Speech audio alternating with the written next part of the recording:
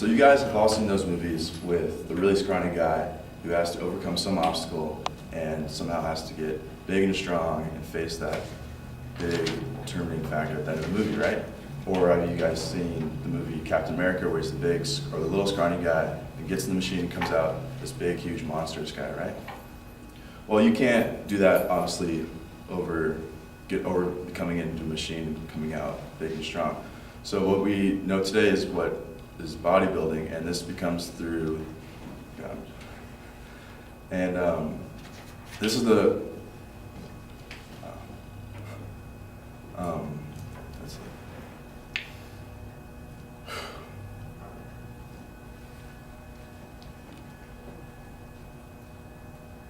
All right, so bodybuilding, okay.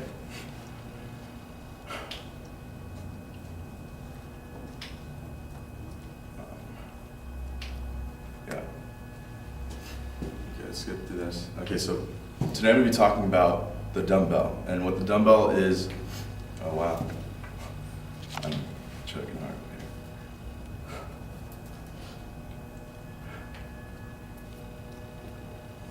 here. Okay, with the in our time today, I'm going to be sharing with you what.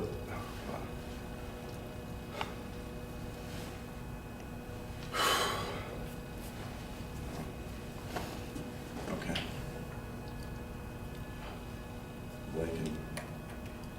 Okay. All right. So first, I'm going to be talking to you about the origin of the dumbbell, and second, I'll be sharing with you the history of the dumbbell, and third, I'll be sharing with you the development of the dumbbell and how it correlates with bodybuilding today. Okay, so the origin of the dumbbell started off in ancient Greece, and now it was called the Celtic back then, and it wasn't used the same way as we use the dumbbell today, as in for lifting and getting big and strong, right? So back then they used it for Olympic events, such as the triple jump, and what they would do is they hold these stone weights to their side, and now they're on the first or second jump. They would throw it behind them, and it was supposed to propel them further on their jump. Now skip around to the 11th century, India, and they had developed their own form of the dumbbell, and it was called the naw. The naw was a spherical stone weight, and again, they didn't really use it as we use weights today. They would either just hold it to their side and just walk around with them, and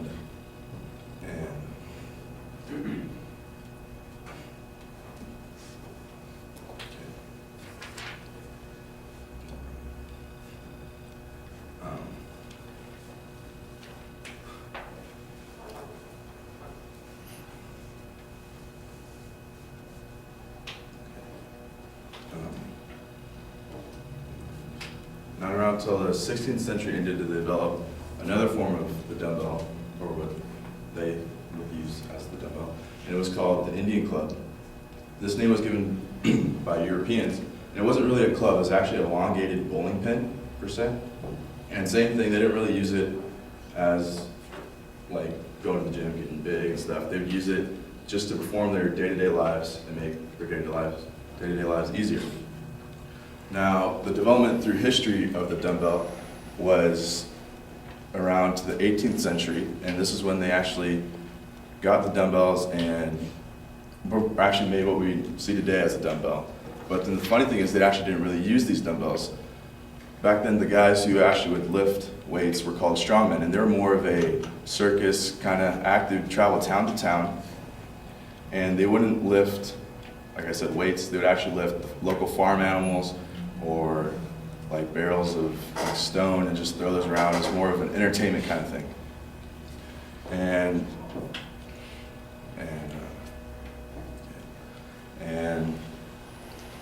this brings to bodybuilding and its development through history, how it correlates with bodybuilding today. The dumbbell correlates with bodybuilding today. And around the 19th century, these people have grown tired of seeing these strongmen. These strongmen weren't actually what we see bodybuilders today with their abs and big bulging biceps. They're actually kind of heavy, had big bellies and everything like that, because all they did was just throw weights around, stuff like that.